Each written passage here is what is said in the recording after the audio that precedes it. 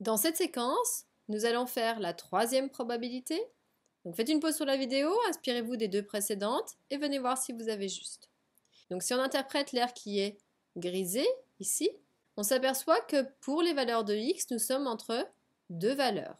Donc comme on sait que l'air sous la courbe, ça représente une probabilité, c'est la probabilité que les valeurs de x, elles soient compris entre a et b. Mais on a toujours le fait que la probabilité en un point est nulle. Donc si vous avez répondu que ça c'était la probabilité que x soit supérieur ou égal à a, mais strictement inférieur à b, vous avez eu juste. Si vous avez répondu que c'était aussi la probabilité que x soit supérieur à a, mais inférieur ou égal à b, vous avez eu juste. Et si vous avez répondu que c'était la probabilité que x soit compris au sens large entre a et b, vous avez eu juste.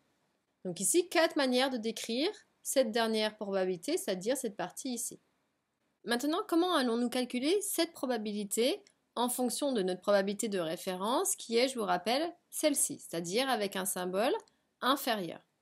On avait vu qu'au niveau des airs, si je veux me référer, je pourrais utiliser une différence d'air, puisque la partie qui est en orange, elle résulterait en fait de la partie ici qui est en jaune.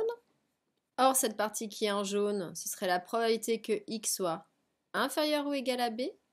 Et donc, si on va avoir le vert, là ici j'ai tout ce petit bout-là, et si je veux ôter le petit bout qui est ici pour bien voir que l'élément gris, ça correspond à la probabilité que x soit inférieur ou égal à 1. Donc en fait, cette probabilité qui est en orange, elle va résulter du coup de la probabilité que x soit inférieur ou égal à b moins la probabilité que x soit inférieur ou égal à a. Donc comme ça, je pourrais utiliser les éléments d'une table ou de ma calculatrice en faisant la différence pour obtenir le bon résultat.